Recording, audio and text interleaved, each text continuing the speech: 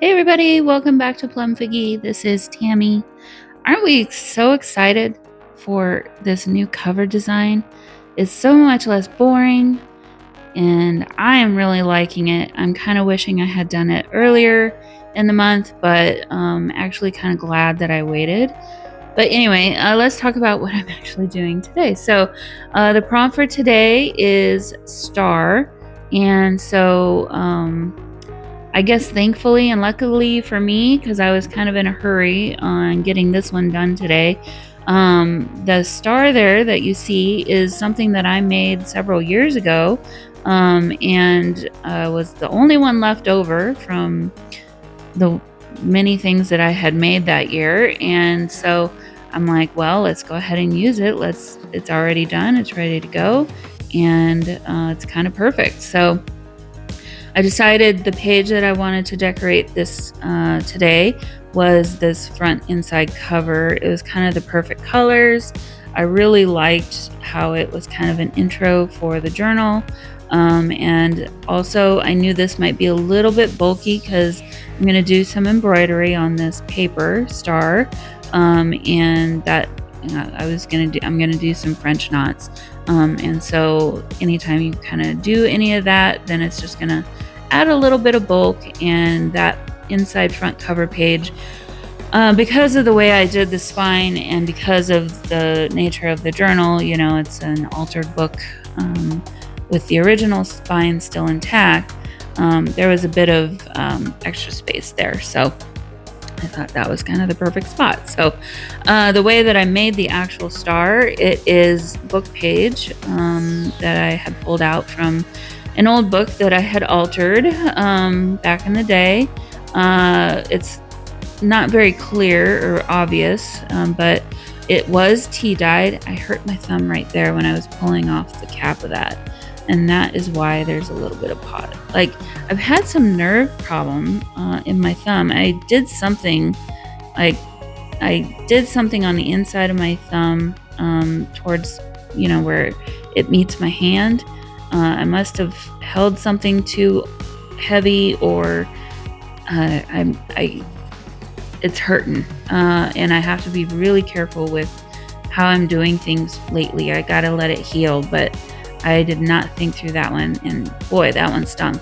But anyway, the star. Okay, it is tea dyed, then book page, and then I think I put some really thin, like tracing paper that was also tea dyed, and then it does have a little bit of shimmer. It's like a pink shimmer. It's really hard to see it in the video, but in person you can see it a little bit better. So I'm gonna do and then I sewed around the edge of it with my sewing machine in a white thread. So that's all that is. It's really easy to do. So here I'm making a really simple star embroidery design on it, and I'm just doing it by hand. And as you can see, I didn't make that second cross stitch, the second stitch, quite long enough. I wanted more symmetrical lines there. So thankfully I was able to make a second hole just beyond the first one that I did, and and I cannot hold on to this thing to save my life. I keep dropping it. The thread covered the first hole, so I didn't even need to hide that or anything. And then I'm going to do a second cross stitch over the top of it in an actual cross stitch pattern, and I'm just marking out my holes first to make my life a little bit easier, so I don't have to. And now I have a knot. I think I pulled off a little bit more string than I needed, but I wasn't quite sure how much I would need. But pretty simple, but definitely sewing through paper.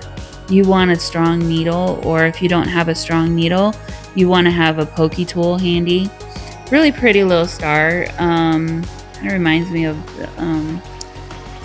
the typical nativity star. So I thought, oh, kind of fun. how I have a wonky, fun looking, kind of almost cartoonish star, and then I'm putting I guess I would call it a more serious star on top of it, just trying to marry those two ideas together there. And then now I'm doing my French knots, and I have found maybe the way I do it is different than others, but I have found when I do French knots, even in actual fabric, coming up and then going back down into the same hole actually doesn't give me as nice of a knot. I like to go back down just slightly to the left and down from my original hole, and then for whatever reason, for me, that kind of works a lot better. So that's what I'm doing. I'm making two holes very, very close to each other. If it was not paper and actual, geez, I cannot hold on to this star. If it was actual fabric and not paper, I would make them even closer together, but I was worried that I might tear the paper. So my French knots don't look quite as neat as I wanted them to, but I think I'm probably the only one that would ever even notice that.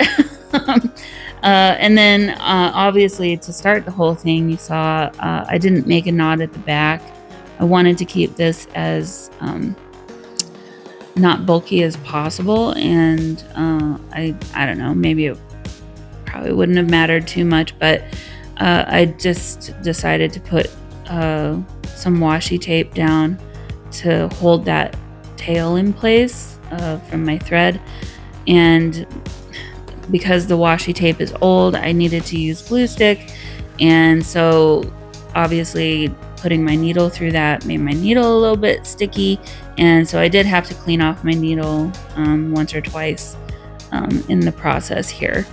Also on the French knots, it's not a French knot lesson. Please don't use this as a lesson to make French knots, but typically when I would make one, normally I would only do 3 times around my needle, but I wanted these to be a little bit bigger, so I did 4 times around on several of them. And then, yeah, just to finish it off, I'm doing the same thing, making sure not to kill my thumb again this time when I pull the cap off the glue stick.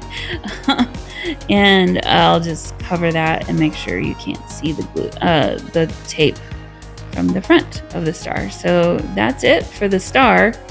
And then I'm just gonna glue that, a little bit of coffee break, glue that down on page. And I really like it. I think it's really cool. It's kind of a homemade look to it, on a not so homemade looking type of page, I guess. Well, with the background papers, I suppose, is kind of where I'm thinking, the marbled paper and then the paisley design. But yeah, the other 2 pieces of paper there are also leftovers from past projects. The black one is, they're both just scrapbook paper.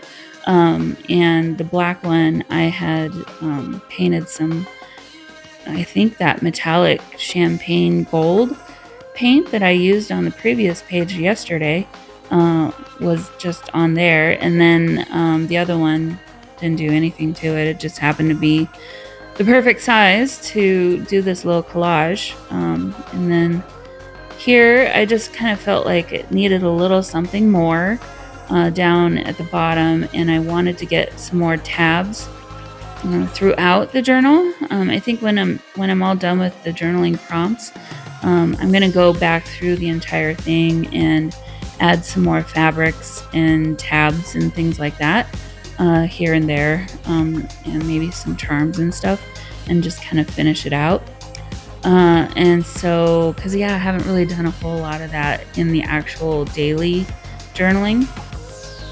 Originally for this prompt, I had wanted to use this galvanized metal star. I think it's supposed to be a DIY type ornament, and it's the only one that I have, so I guess I must have used whatever was in that package. But It's obviously got the hole for making it into an ornament, which actually made my life a little bit more difficult because now I got to figure out what to put through that hole. And yeah, so I pulled out my charms and I thought, well, I'm gonna go ahead and take this opportunity to add a few charms to the page, and now I'm just trying to figure out what fabric to use to put through that hole in the star.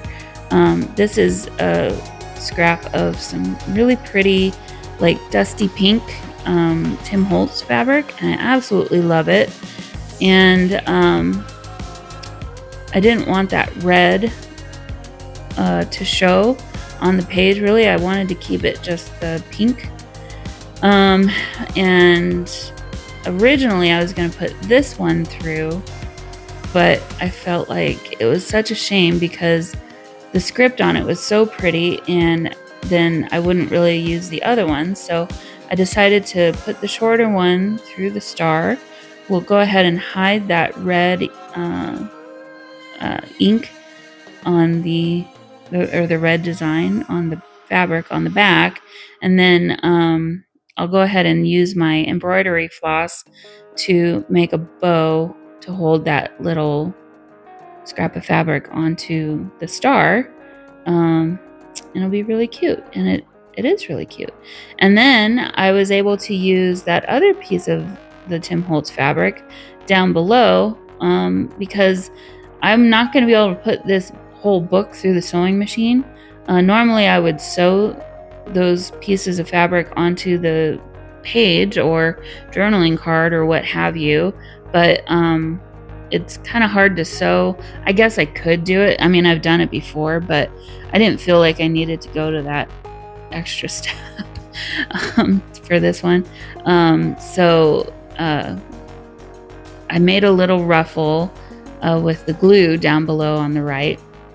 And so the middle of that looked a little bit funny. So I'm going to cover that with the other piece of the Tim Holtz fabric. And that actually worked out pretty darn well.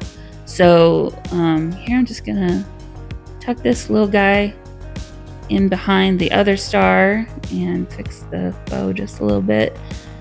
And I did put some glue on the back side of that fabric there.